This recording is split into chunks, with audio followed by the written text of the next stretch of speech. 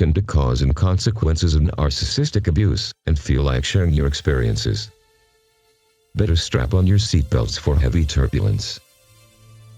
You're probably an empath who recognizes the difficulty of unplugging friends and loved ones from being used as supply by narcissists.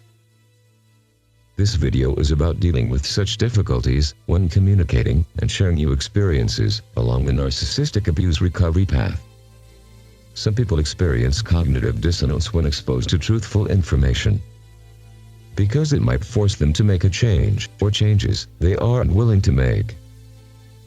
When you start to examine cause and consequence of narcissistic abuse, you may feel compelled to share your findings about what's going on with narcissism in the world.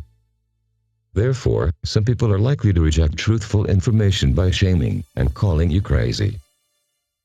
This is common when it comes to sharing truthful information.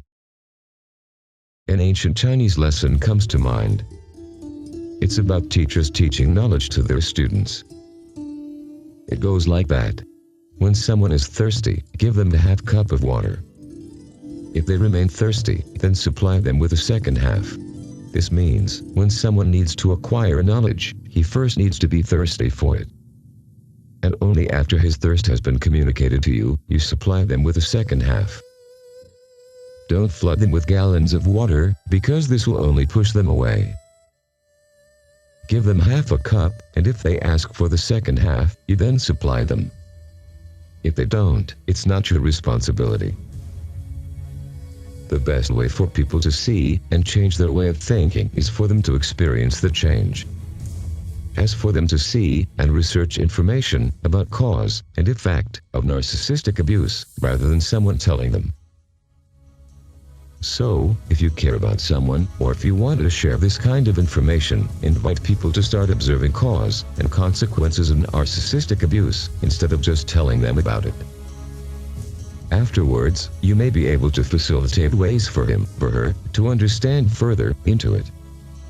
Then, the ones who are ready to see and ready to be unplugged from the consequences of narcissistic abuse will do so. Why would people reject truthful information? Why would people resist being unplugged from narcissistic abuse consequences?